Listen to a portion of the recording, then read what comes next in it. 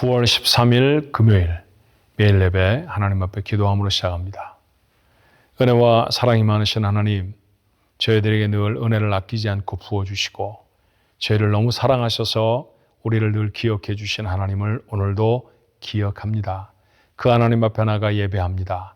저희들이 들어야 할 말씀들을 마음에 담아주시고 하나님 앞에 우리의 믿음의 삶을 경주할 수 있도록 축복해 주시옵소서. 말씀을 듣기만 하는 자가 아니라 듣고 행하는 자가 될 수 있도록 하나님 저희와 함께 해 주옵소서. 예수님의 이름으로 간절히 기도하옵나이다. 아멘. 오늘 함께 부를 찬송은 찬송가 215장입니다. 내 죄 속해 주신 주께. 215장 내 죄 속해 주신 주께 함께 찬송할까요?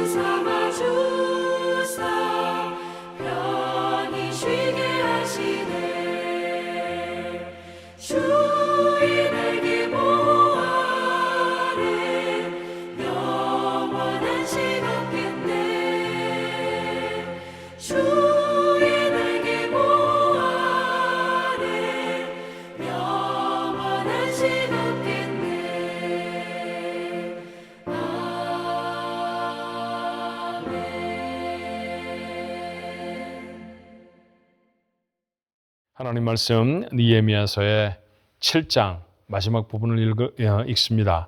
느헤미야 7장 61절부터 73절까지 73절까지나 있는 긴 성경이네요. 오늘 그 마지막까지 한번 읽어볼까요? 61절부터 73절까지 한 목소리로 읽습니다. 델 멜라와 델 하르사와 그룹과 앗돈과 임멜로부터 올라온 자가 있으나 그들의 종족이나 계보가 이스라엘에 속하였었는지 증거할 수 없으니 그들은 들라야 자손과 도비야 자손과 느고다 자손이라 모두가 642명이요 제사장 중에는 호바야 자손과 학고스 자손과 바르실레 자손이니 바르실레는 길르앗 사람 바르실레의 딸들 중에 하나로 아내를 삼고 바르실레의 이름으로 불린 자라. 이 사람들은 계보 중에서 자기 이름을 찾아도 찾지 못하였으므로 그들을 부정하게 여겨 제사장의 직분을 행하지 못하게 하고 총독이 그들에게 명령하여 우림과 둠밈을 가진 제사장이 일어나기 전에는 지성물을 먹지 말라 하였느니라. 온 회중의 합계는 42,360명이요 그 외에 노비가 7,337명이요 그들에게 노래하는 남녀가 245명이 있었고 말이 736마리요 노새가 245마리요 낙타가 435마리요 나귀가 6,720마리였느니라.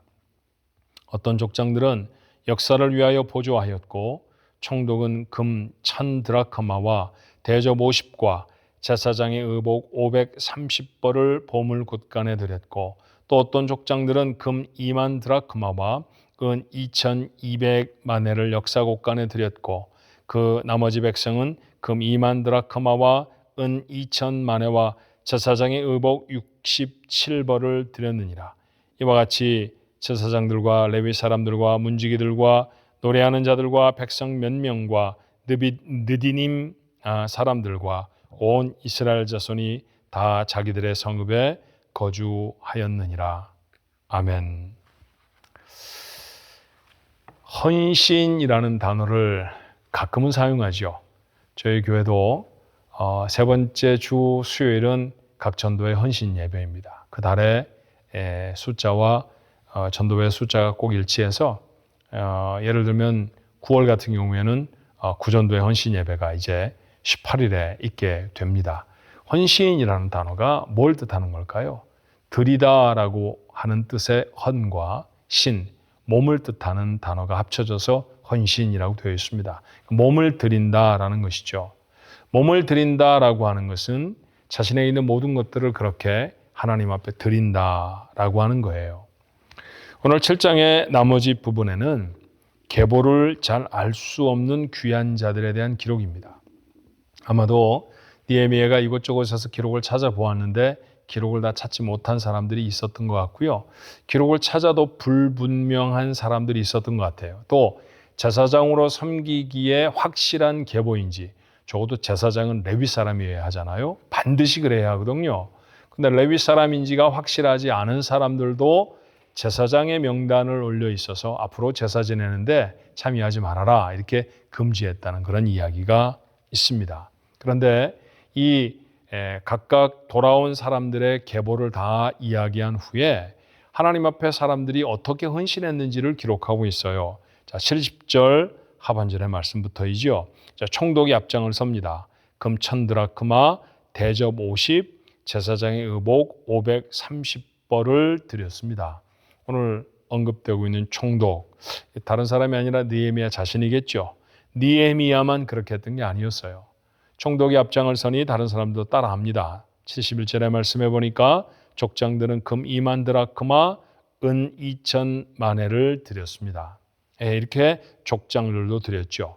72절에 보니까 백성들도 드렸습니다. 그 나머지 백성은 한 사람도 빠짐이 없다는 얘기네요. 그렇죠? 금 2만 드라크마와 은 2,000마네와 제사장의 의복 67벌을 드렸느니라 그랬습니다. 여러분이 성경을 읽다 보면 오늘 이 본문과 같은 말씀에 보면 이스라엘 백성들이 바벨론에서 살 때 비교적 자유롭게 살고요. 지위도 제법 올라올 수 있었고 그 다음에 그 재산도 좀 모을 수 있었던 상황이 아니었나 그렇게 어림짐작하게 볼 수 있어요. 그렇죠? 자, 우선 그 하나는 66절에 있는 대로 그들을 돌아온 사람들의 총 합계가 42,360명이라고 했는데 노비들도 있었습니다. 포로로 잡혀간 사람들이 돌아왔는데 노비들을 데리고 왔다. 재미난 표현이죠. 노비가 적지 않아요. 7,337명이나 되는 노비를 데려왔어요. 자, 42,000명이 7,000명이나 되는 노비들을 데리고 왔다라고 말하면 거의 집집마다 노비가 있었다라고 말해도 과언이 아니지 않았을까 싶습니다. 한 집에 보통 여섯, 심지어는 10 식구가 그렇게 있었을 수 있잖아요. 그러니까 그런 가정에 한 사람 이상씩의 노비들이 아마 있지 않았을까 하는 생각이 들어요. 노비를 두었다라고 하는 것은 일단 노비를 가질 만큼 그들에게 자유스러움이 있었다는 얘기고요. 노비를 얻을 만큼 그들이 경제적으로 성공했다라는 얘기이기도 합니다. 조금 더 나아가 보면요. 노래하는 남녀 245명이 있었다고 했는데 여기 특별히 노래하는 남녀 이렇게 표현된 것은 그냥 노래하는 사람입니다. 찬양대를 말하는 게 아니에요. 당시에 찬양은 레위 사람들 중에서만 했거든요. 그러니까 여기 노래하는 사람들은 그저 흥을 돋기 위해서 부르는 사람들. 요즘 말하면 탤런트나 뭐 이런 사람들, 어떻게 그런 사람들을 데려올 수 있었을까요? 그런 사람들을 아마 재정적으로 포로로 잡혀갔던 이스라엘 백성들이 70여 년을 머무르면서 재정적으로 후원할 수 있을 만큼 힘이 생겼기 때문이 아닌가 싶어요. 그들도 함께 바벨론에서 데리고 왔다라고 하는 말입니다.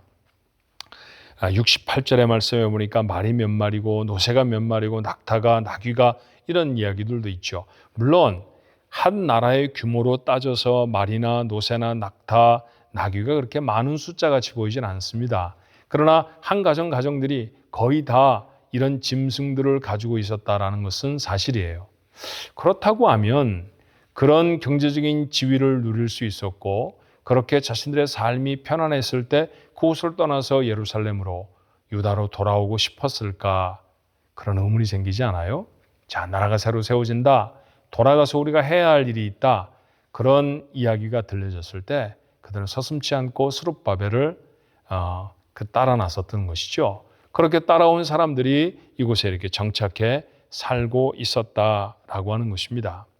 이것은 쉽지 않은 일입니다. 맞아요. 그렇게 온 사람들이 자신의 것들을 떼어서 하나님 앞에 드립니다. 여러분 척박한 땅이지 않겠습니까? 아직 나라가 제대로 세워진 것도 아니고 외치면 번번이 당하고 그러니까 자기의 소유가 아무리 많아도 많게 보이지 않았을 시절이었을 거예요. 그런데도 하나님 앞에 떼어드렸습니다. 맞습니다. 헌신의 첫 번째 중요한 요소가 여기에 있죠. 하나님 앞에 드리는 것은 물질이 많을 때 드리는 게 아니라 감사가 많을 때 드리는 거예요. 믿음이 클 때. 그러니까 하나님 앞에 헌신하는 정도는 그가 얼마나 넉넉한가가 좌우하는 것이 아니라 그가 얼마나 큰 믿음을 가지고 있는가가 좌우합니다. 그럼 바꿔서 말하면 이런 얘기 되지 않겠어요? 하나님 앞에 헌신을 한다라고 하는 것은 자기가 어떤 믿음으로 하나님 앞에 서 있는가를 증명하는 도구가 된다는 것이죠. 그런가 봅니다. 그래서 하나님은 때때로 참 어려웠을 때 무엇인가를 요구하십니다. 예를 들어서 선지자를 보내서 한 움큼밖에 남지 않은 가루인데요. 그거 먹고 아들과 함께 죽으려고 했던 과부에게 그거 떡 만들어서 나한테 먼저 달라. 그런 부탁을 하게 하시기도 하잖아요. 없는 상황입니다. 그 없는 상황에도 하나님의 사람을 섬기는 일을 할 수 있는지 할 수 없는지 하나님은 시험하신 것에 다름이 아니죠. 우리의 삶에도 마찬가지일 것입니다. 하나님 앞에 무엇을 드릴 수 있나요? 교회 헌금 많이 하십시오. 뭐 이런 단편적인 얘기를 하고 있는 게 아니라는 사실 여러분이 아십니다. 하나님 참 우리에게 많이 주셨거든요. 그런데 하나님이 주신 것들에 가품하지 못하고 살아가는 삶들이 얼마나 많은지 모릅니다. 그렇게 살아서는 안 됩니다.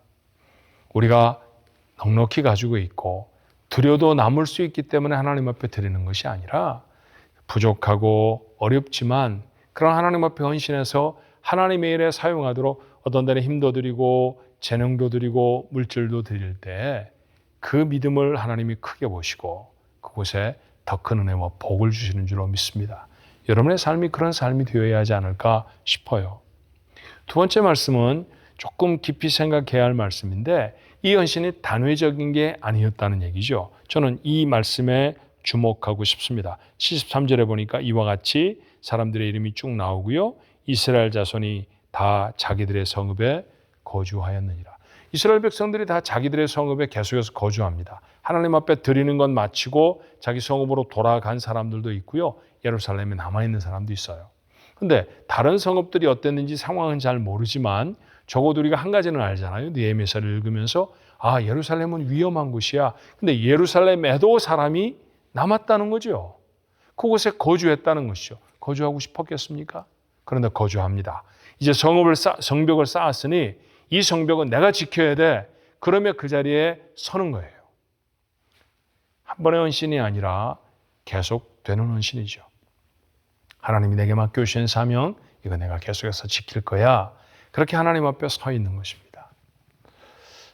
연초에 재직으로 임명을 받은 분들도 있고 교회 여러 가지 일들에 쓰임을 받기 위해 여러분 부르심을 받은 분들이 계십니다. 기뻐하며 감사하며 나섰는데 8개월쯤 지났죠. 지금 여러분 마음 어떠세요? 힘들어. 내가 뭐하러 한다고 했을까? 내가 왜 목사님이 얘기했을 때 거절하지 못했을까? 그런 후회가 있으신 분이 아마도 계실 거예요. 그러지 않아야 합니다. 1년의 헌신뿐만이 아니라 우리의 평생의 헌신입니다. 사실 재직에서 은퇴하기도 하지만 여러분 재직에서 은퇴하는 것이지 하나님의 일에서 은퇴하는 것은 절대로 아닙니다. 하나님이 쓰시는 날까지 우리가 최선을 다해 쓰임받는 것이죠.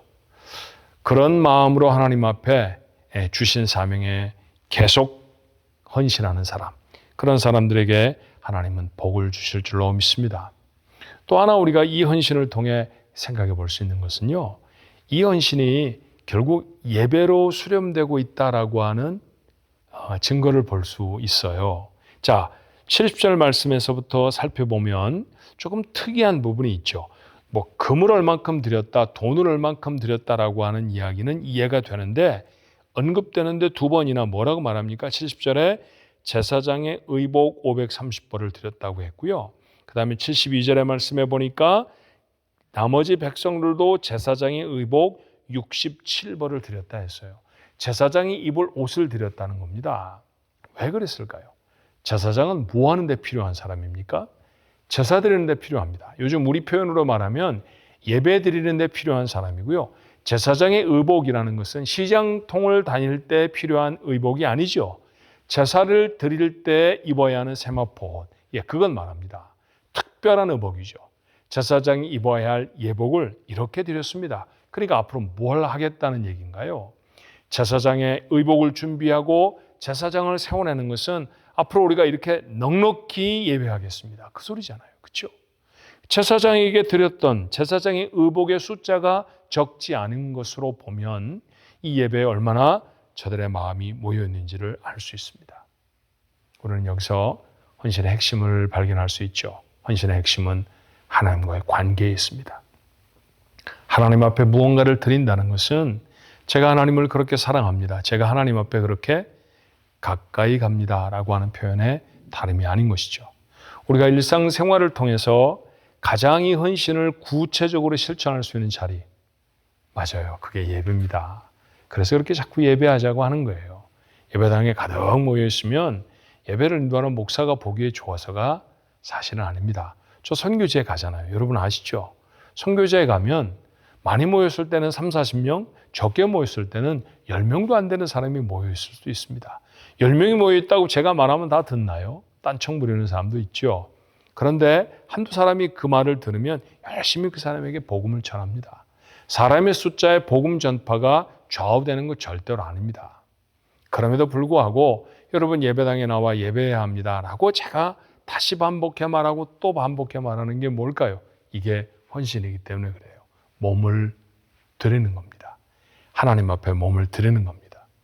예배의 제목이 헌신 예배라고 붙어 있지 않아도 우리 하나님 앞에 드리는 모든 예배, 주일 예배는 물론이고요. 새벽 예배, 또 이렇게 드리는 매일 예배. 오늘 매일 예배 드리며 여러분의 다짐이 뭡니까? 오늘 하루 살아갑니다. 제 몸이 제게 아닙니다. 하나님의 것입니다. 그런 고백으로 나가는 거잖아요. 그렇죠? 수요 예배 마찬가지이죠. 그렇게 우리 하나님 앞에 헌신을 결단하는 시간이 바로 예배의 시간입니다. 이 예배의 시간을 소중히 여기십시오. 예배에 나올 때마다, 예배에 진심으로 참여할 때마다 하나님 우리의 중심을 헌신된 마음으로 받으십니다. 그렇게 하나님 앞에 자신의 헌신을 삶으로 증명해내는 우리 가족들 모두가 되시기를 바랍니다. 오늘 하루도 승리하는 우리 가족 모두가 되시기를 주님의 이름으로 축원합니다. 기도하겠습니다. 은혜와 사랑이 많으신 하나님, 오늘도 이렇게 하나님 앞에 예배하게 하셔서 감사합니다. 예배, 헌신입니다. 하나님, 제게 주신 시간, 제 시간이 아닙니다. 하나님의 시간으로 살게 하옵소서. 그 시간을 관통해 살아내는 저 하나님의 것입니다. 하나님이 원하시는 일을 이루게 하옵소서.